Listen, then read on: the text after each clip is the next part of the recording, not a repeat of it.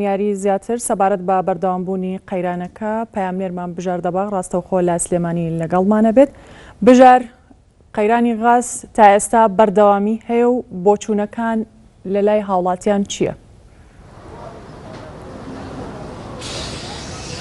بەڵێ بەینتان باش دیارە چەند خولەکێک بەر لە ئێستا کۆمەڵێک لە ئۆتۆمبیلە دووتەنیەکان کار ڕۆژانە بە شەقامەکانی ناو شاری سلێمانیدا دەسوڕێنەوەوانێ و مامەڵە بە کڕین و فرۆشتنی غازەوە دەکەن. لێرەدا ئامادە بوون کێرە شوێنێکی سەرکیە بۆ کڕین و فرۆشتنی غاز لە شاری سلێمانی کە هاوڵاتیان ڕۆژانە ڕوو دەکەن ئێرە بۆی کە غاز بکڕن، بەڵام ڕێژێکی زۆر کەم لە غازیان پێ بوو. ئێستا لێرەدا کە چەند دوکانێکن ڕۆژانە مامەڵە بە غازەوە دەکەن، غاز نەماوە، تەنهاوی لێرەدا هەیە بۆنی غازەکە، هیچ غازەکە خۆی نەماوە و ئەو غازە کەمەی کە هەبوو دابشکرا بەسەر هاوڵاتیاندا و لە دوای ئەوەشەوە بە بەردەوامی پەیتا هاوڵاتیان ڕوو دەکەن ئێرە بۆ کڕینی غاز، بەڵام دیارە دوکاندارەکان هەمویان یەک وەڵامیان هەیە بۆیان کە غاز نەماوە دەبێت بەبیانی کاتژمێر 6 بگەڕێنەوە بۆ ئێرە، چونکە لەو کاتەدا ئۆتۆمبیلی بارهەڵگرەکان دێنە ئێرە و لەو کاتەدا دەتوانن غاز بەدەستبێنەوە. نرخی هەر بوتڵێک غازیش کە پێشتر بەسەر هاوڵاتیان بە هاوڵاتیان فرۆشا چەند خولەکێک بەر لە ئێستا 7500 دینار بووە. دوکاندارەکان ئاماژە بۆ دەکەن کە ئەوان لێرە لە دوکانەکان بۆ پێی کە چاودێریان بەسەرەوەی ناتوانن نرخی زیاتر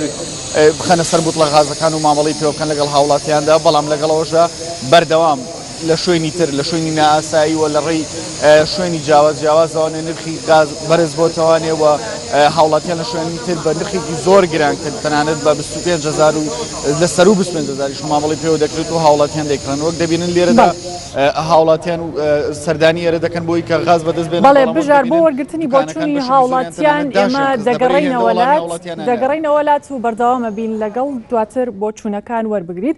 ئەچینە لای پەیامنێرمان ئومێد چۆمانی ڕاستەوخۆ لە شاری هەولێر لەگەڵمانە.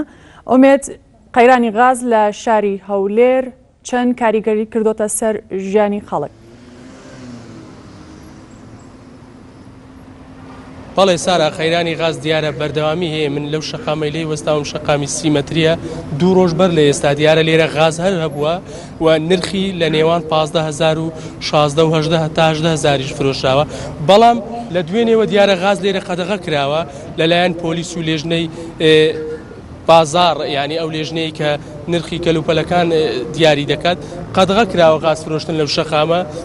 دیارە لەو شەقامە ئەو غازانە دەفرۆشێت بە شێوەیەکی بازرگانی کڕین و فرۆشتنی پێوە دەکرێت و ئێستا غاز لێرە بۆتە 25000 دینار و دەستیش ناکەوێت.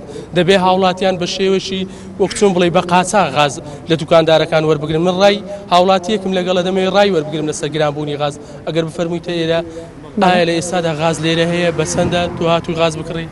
بەڵێ ئێستا غاز هەیە، بەڵام نرخەکەی زۆر گرانە، سعرەکەی 25000 دینارە و دیارە لە هەندێک جێ 20 و لەو بەرەی 25 و بەڵام سەبەبی گەورە دەکرێت بڵین وەکیلەکانن. گوایە لێیان دەپرسین دەڵێن غاز دۆ گرانە، دەڵێ بە خۆمان لە وەکیلەکان دەکڕین بە 23000 22000 دینار. داوا لە خەڵکی دەکەین، لە حکوومەت دەکەین چارەکی لە ئەوە وەزعی بکەنە ڕۆ ببوونەی هاتنی ژێژنەی خەڵک فەقیرە و سوپاس. گرفتی بۆ ئێوە دروست کردو وەکو هاوڵاتی لە ئێستادا موسەنیە قەیران هەیە، خەڵک ئیشی نییە. ئایا گرانبوونی غاز تا چەند کاریگەری لەسەر ئێوەی هاوڵات؟ بەڵێ تەبعاً گرنگەشی زۆرە، گرفتێکی زۆر دروست بۆ لێ مەچێشەشی زۆر، ئێستا خەڵکانێکی زۆر بێ مەعاشە بە بۆنەی جێژنەش خەرچ و مەسرەفی زۆر لەسەرەوە دیارە غازیش بوویتە 25000 دینار. بڵێ ئێستا هاوڵاتی شکەم لەگەرە سار ئەگەر کات هەبی دەمەوێڵی بگرم نەمانی غاز لەم شوێنە دوێنێ بە 15000 دینار بوو، ئەمڕۆ بۆتە 25000 دینار. تا چەند کاریگەری هەیە؟ ئایا بمینێت باشترە شوێنە گشتیەکان غاز بفرۆشێت یان نەمێنێت؟ بێگومان بمینێ باشترە. ئێستا من بەخۆم دوکاندارم لێرانە، خەڵک ڕۆژانێ پرسیار لەم دەکات کاکە غازت هەیە؟ نیتم. غازە شوێن دەرەیە؟ کاکە نازانێت شوێن دەرەیە.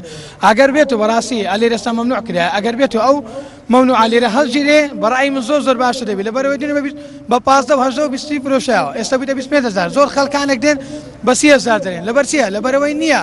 ئەگەر مەمنوع کرا خەڵک لە کۆڵانەکان دەیفرۆشتنەوە، لە زادە و لە شوێنە قەدەغە کراوەکانی پرۆشتن. بەڕای من هەبی باشترە. لەبەر ئێستا بخۆم دوکاندارم لێرانە، زۆر خەڵک پرسیارمان لێ دەکات بەڕاستی حەزەکەم ڕێی خەرجکە زۆر گرتانە، خەڵک بەڕاستی زۆر باشە. دەست خۆشبی مامە ژیان، ئەگەر بێیتە ئێرکوانە غاز بەسەندی هاتووی غاز بکڕی؟ هاتیمە غازی بکڕم، غاز بە 7.5 لە مەخزەنی لە بازاری ئێستا دەرێن 25000 بتر 20 دایکێ نامداتێ دەرێ لە 25. گرفتی بۆ ئێوە دروست نەکردووە ئێوە لە ئێستادا کارتان نییە ئیژ نییە کاسبی نییە بەو دەرەجە كاسبي كابارة كامعاش سمان هي هشمان هي نمعاش مانية نبارة نبازار هي والله هشتك مانية سمان هي داواکاری لەلایەنی پەیوەندیدا والله داوا كريم اويا معاش بدريتين داوا كريم غاز زور بد مواد يعني هم مواد زور بد لو فقير فقرات ئێستا هاتووی غاز بەسەند بوو لێروکان 25000 اوت بكبراوت هذا 25000 اريون هەیە بە 25 دینار ليرة هي لستيزان هي دري 25000 بكتي بيستم دايتين افروشي دري الا 25 گرفتی بۆ ئێوە دروست کردووە ئێوە زورش نكم زور كاسيت دوبت لي ماري هور دوبت لي خلاص بو عاطل بلا بو جيرني نيتي اقرب كاتوا رجل دستوني لباتي غاز